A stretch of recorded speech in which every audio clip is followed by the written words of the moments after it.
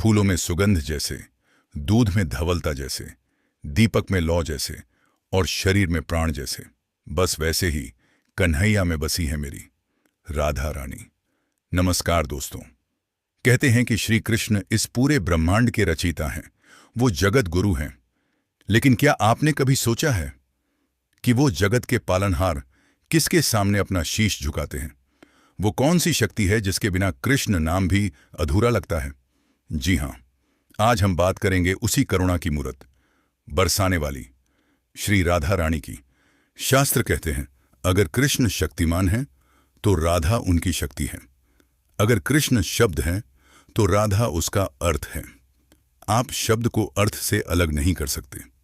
आपने गौर किया होगा, हम कभी कृष्ण राधा नहीं कहते।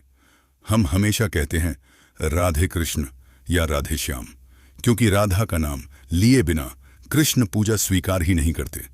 कन्हैया तो केवल प्रेम के भूखे हैं, और उस प्रेम की सर्वोच्च परिभाषा, डेफिनेशन स्वयं श्री जी राधा हैं।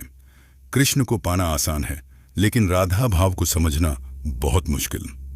राधा रानी का प्रेम कैसा है, इसे समझाने के लिए मैं आपको एक बहुत ही प्यारी कथा सुनाता हूं। एक बार द्वारका में श्री कृष्ण को बहुत तेज सिर दर्द हुआ। नारद मुनि घबरा गए। उन्होंने पूछा, प्रभु, इस पीड़ा का उपाय क्या है? श्री कृष्ण ने कहा, नारद, अगर मेरा कोई सच्चा भक्त अपने चरणों की धूल, चरण धूल मुझे दे दे और मैं उसे अपने माथे पर लगा लूं तो मेरा दर्द ठीक हो जाएगा। नारद जी दौड़े दौड़े रानियों के पास गए, योगियों के पास गए, लेकिन सबने मना कर दिया। सबने सोचा, भगवान के सिर पर अपने पैर की धूल, हमें तो घोर नरक मिलेगा, हम ऐसा पाप नहीं कर सकते। सबको अपनी चिंता थी, अपने नरक जाने का डर था। हारकर नारद जी वृंदावन पहुंचे और राधा रानी को यह बात बताई। जैसे ही राधा रानी ने सुना कि उनके प्रियतम कष्ट में हैं, उन्होंने एक पल भी नहीं सोचा। उन्होंने तुरंत अपने चरणों की धूल उठाई और नारद जी को दे दी। नारद जी हैरान रह गए। उन्होंने पूछा, राधा, क्या तुम्हें डर नहीं लगता? भगवान को चरण धूल देने से तुम्हें नरक भोगना पड़ेगा।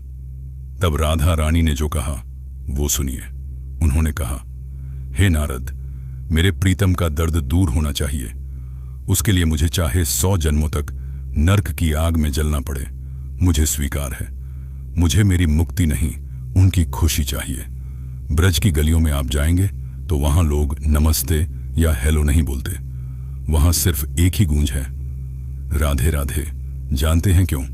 वेदों में कहा गया है, रा शब्द का उच्चारण करते ही श्री कृष्ण अपने भक्त की बात सुनने के लिए कान खड़े कर लेते हैं, और जैसे ही भक्त धा बोलता है तो कृष्ण उस भक्त की ओर दौड़े चले आते हैं। राधा नाम वो चाबी है जो कृष्ण के हृदय का ताला खोल देती है। जो व्यक्ति राधा रानी की शरण में आ गया, उसे फिर किसी साधना, किसी तपस्या की जरूरत नहीं। श्री जी की कृपा ही उसे भवसागर से पार लगा देती है।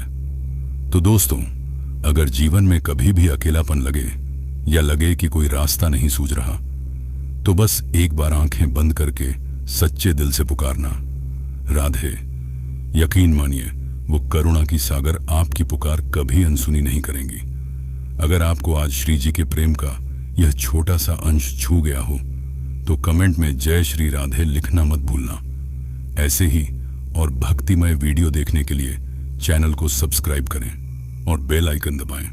तब तक के लिए प्रेम से बोलो, राधे राधे।